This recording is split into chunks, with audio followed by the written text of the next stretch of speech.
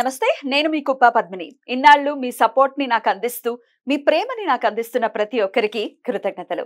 ఇప్పుడు చూడబోతున్న ఈ వీడియో కూడా ఖచ్చితంగా మీకు ఉపయోగపడుతుంది. లైక్, షేర్ అండ్ సబ్స్క్రైబ్ చేసి మీ ఇష్టాన్ని అలాగే మీ సపోర్ట్ ని నాకు అందించండి. అలాగే ఈ వీడియో పట్ల మీ అభిప్రాయాన్ని కమెంట్ సెక్షన్ లో కమెంట్ చేసి నాకు తెలియజేయండి. నమస్తే, వెల్కమ్ టు అవర్ ఛానల్. నేను పద్మిని. ప్రస్తుతంతో పాటు ప్రముఖ ఆధ్యాత్మికవేత్త, వాస్తు జ్యోతిష పండితులు శేషగిరిరావు గారు ఉన్నారు. మాట్లాడదాం. నమస్కారం అండి. పౌర్ణమి వచ్చేస్తోంది. ఈ సంవత్సరంలో వస్తున్నటువంటి మొట్టమొదటి పౌర్ణిమ, మహా చైత్రిగా పిలువబడేటటువంటి పౌర్ణమి కూడా చాలా చాలా విశేషవంతమైన కళలు ఖచ్చితంగా ఉంటాయి. కొంతమంది చాలా ఉల్లాసంగా ఉత్సాహంగా ఉంటారు, కొంతమంది చాలా అగ్రెసివ్ గా ఉంటారు, కొంతమంది ఏంటో కన్ఫ్యూజన్ గా ఉంది అని అంటారు. మొత్తం రోల్ అంతా ప్లే చేసేది చంద్రుడు, అందులో ఎటువంటి సందేహం లేదు. అయితే ఈ చంద్రుడు ఒకవేళ అడ్వర్స్ రిజల్ట్స్ ఇస్తున్నట్టయితే డెఫినెట్ గా చాలా చాలా ఇంపాక్ట్ ఉంటుంది. మనసు ప్రశాంతంగా లేకపోతే ఎన్నున్నా ఏం సుఖం. సో పౌర్ణమిని వినియోగించుకోవాలి అని శాస్త్రం చెప్తోంది. అందుకే ప్రతి పౌర్ణమికి కూడా విశేషంగా మన వాళ్ళందరి చేత కూడా చెప్పించే ప్రయత్నం చేస్తూ ఉన్నాం. మరి మీరు మొదటిసారిగా పౌర్ణమి గురించి మాట్లాడుతున్నారు కాబట్టి చెప్పండి, చైత్ర పౌర్ణమిని ఎలా వినియోగించుకోవచ్చు? తప్పకుండా. ఎందుకంటే మీరు చెప్పినట్టు ఏంటంటే ఇక్కడ ఎప్పుడు కూడా చంద్రుడి వల్లే మనకి ఏదైనా సరే మెంటల్ డిజార్డర్స్ అనుకోండి, సరే నిర్ణయాలు తీసుకునే విధానంలో తొందరపాటు కానీ. సో ముఖ్యంగా వచ్చేప్పటికి ఏంటంటే ఎప్పుడైనా సరే ఈ చంద్రుడు రాహు నక్షత్రంలో ఉన్న, కేతువు నక్షత్రంలో ఉన్న, అంటే ఆరుద్ర నక్షత్రం కానీ, శతభిష నక్షత్రం కానీ, స్వాతి నక్షత్రం కానీ, తర్వాత అశ్విని నక్షత్రం కానీ, మఖా నక్షత్రం కానీ, మూలా నక్షత్రం కానీ, వీళ్ళు చంద్రుడు రాహుగ్రస్తం అవటం. సో ఇలాంటి వాళ్ళు సాధారణంగా ఏమవుతుందంటే ఈ నిర్ణయాలు తీసుకోవటంలో ఎప్పుడు కూడా ఒకదానికి కట్టుబడి ఉండలేకపోవటం అనేది ఉంటుంది. సో సడన్ గా ఎలాంటి నిర్ణయాలు తీసుకుంటారో వాళ్ళకే తెలియదు, అన్ప్రెడిక్టబుల్ గా ఉంటారు.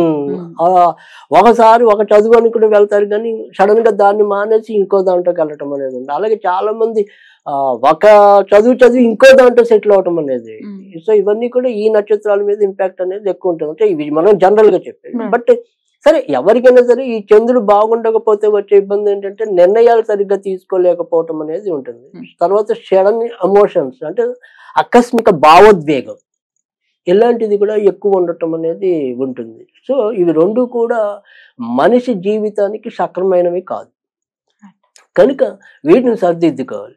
ఈ సరిదిద్దుకోవడానికి ఏంటంటే చాలా మంది ఏంటంటే చంద్ర సహోదరి లక్ష్మీదేవి కాబట్టి చంద్రుడికి లక్ష్మీదేవిని ఆరాధిస్తే చాలా బాగా క్యూర్ అవుతామేమో అనేది ఉంటుంది. సో లక్ష్మీదేవి కన్నా కూడా ఇంకా ఎక్కువ ఉపయోగపడేది అయితే కనుక ఖచ్చితంగా అది లలితాదేవి. సో నేను అనేక జాతకాలలో పరిశీలించి చూశాను. తర్వాత ఖచ్చితంగా లలితాదేవి అనేది. సో తర్వాత వచ్చేప్పటికి ఏంటంటే ఇక్కడ లలితాదేవి అనేది శివుడి యొక్క అంశం, నెలవంక శివుడి యొక్క ఇది ఉంటుంది ఆభరణంగా. సో తర్వాత మీరు గమనిస్తే లలితాదేవికి కూడా ఉంటుంది. లలితాదేవి కూడా శిరస్సు మీద ఉంటుంది. సో ఈ చంద్రుడు అనేది ఏంటంటే లలితాదేవిని ఆరాధించి, అంటే లక్ష్మీదేవి అసలు మనకు మామూలుగానే చపల చిత్తం అంటాం.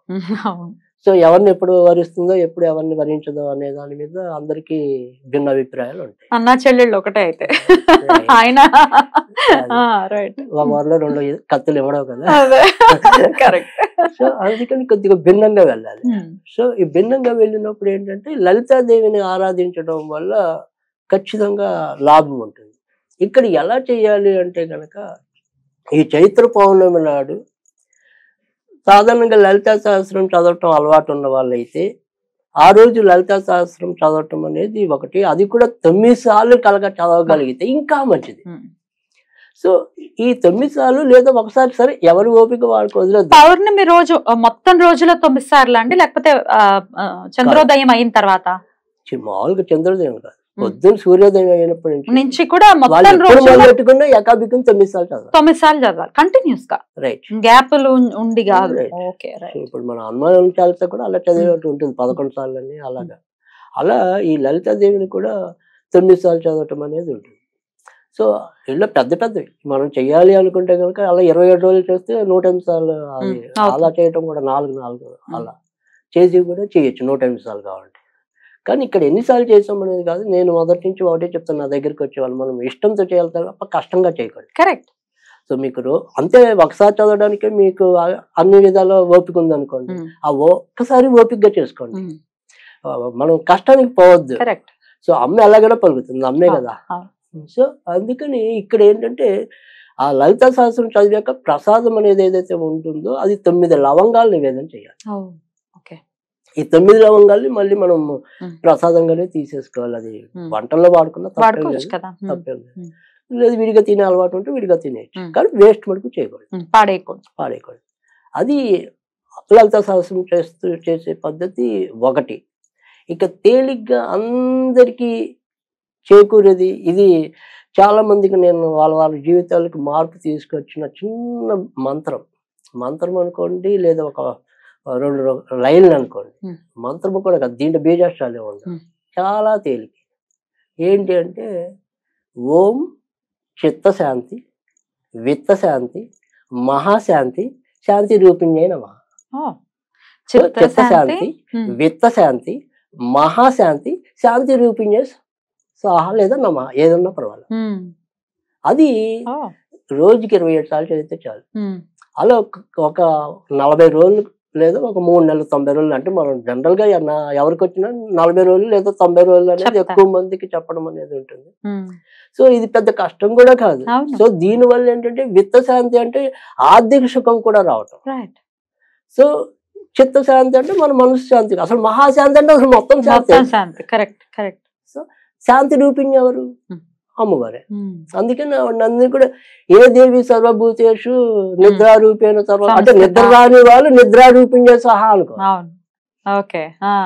సో అలా ఏది కావాలి మొత్తం ప్రకృతి అంతా మీకు దాంట్లో వస్తుంది. సప్తశతిలో పంచమ స్కందంలో మొత్తం ఈ మొత్తం వస్తాయి. సో అలా ఇక్కడ మనం ఈవిడ్ని శాంతి రూపిణిగా భావించి కొలవటం అనేది. అయితే ఇక్కడ ఏం చేసినా కానీ ఏంటంటే మనం ఇన్ని రోజులని పెట్టుకుంటాం కదా, ఇన్ని రోజులు పూర్తయ్యాక అప్పుడు లవంగాలే నివేదన చేయాలి.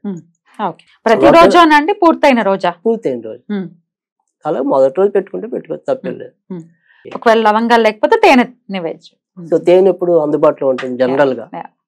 సో తేనె నివేదన చేసినా కూడా పర్వాలేదు. ఇక మూడోది వచ్చేప్పటికి ఎప్పటిలానే కామన్ స్విచ్ వర్డ్, అది మూన్. అంతే జస్ట్ మూన్. సో అప్పుడు ఖచ్చితంగా వాళ్ళకి మంచి పరివర్తన రావటం అనేది. చూస్తూ మరి అది ఎలా చేయాలి అంటే కనుక మనం ఏదైనా సరే ఉంగరం, ఎడమ చేతి ఉంగరం వేలు కానీ కుడి చేతి ఉంగరం వేలు కానీ అక్కడ రెడ్ కలర్ 3 ఏళ్ళు వేయాలి. సో అది అలా వేసి మూన్ అనుకోవటం. సో అలా చేసినా గానీ ఇంత ఖచ్చితంగా శాంతి సౌభద్రత్వాలు పెరగటం అనేది ఉంటాయి.